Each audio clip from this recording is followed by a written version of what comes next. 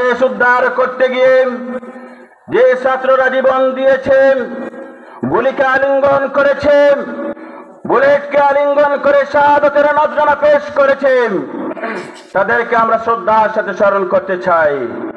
যারা আহত হয়েছেন, পঙ্গুত্ব বরণ করেছেন, তাদের জন্য আল্লাহর কাছে দোয়া করি, আল্লাহ পাক রব্বুল আলামিন যেন তাদেরকে দ্রুত সুস্থতা দান করেন।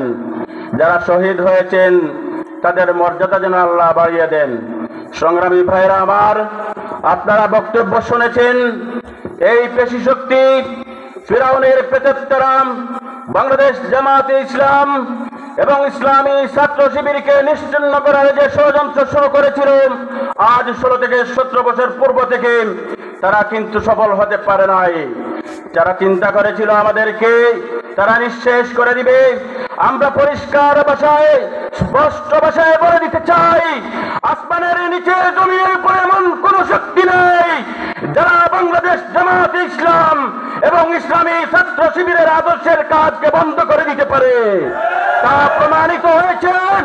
আমাদের নেতৃবৃন্দ আজকে জীবন দিয়েছেন, আমাদের কর্মী ভাইয়েরা শাহাদাত বরণ করছে, কিন্তু মাথা নত করে নাই। আজ বলে দিতে চাই, তোমাদের শক্তি দেখিয়ে, তোমাদের ষড়যন্ত্র, তোমাদের দাদা বাবুদের সহযোগিতায় তোমরা আমাদেরকে কিচ্ছুই করতে পারবে না। আমরা আল্লাহর উপর ভরসা করে কোরআন সুন্নাহ বাস্তবায়ন করার জন্য আল্লাহর কাছে আমাদের জীবনকে সঁপে দিয়েছি। সুতরাং তোমরা ঠিক হয়ে যাও, সাবধান হয়ে যাও। আমাদের আমিরে জামাত ক্ষমা করে দিয়েছেন, এই জন্য আমরা নিশ্চুপ। কিন্তু তোমরা যদি বাড়াবাড়ি করো, এলাকায় শুনছি একজন প্রতিনিধিকে গুন্ডামি দেখাচ্ছেন, আপনি গুন্ডামি বন্ধ করুন, নতুবা পিঠের চাল থাকবে না, পিঠের চাপড়া থাকবে না। এই দেশের জনগণ দেখিয়ে দিয়েছে ছাত্র সমাজ এখনো বেঁচে রয়েছে।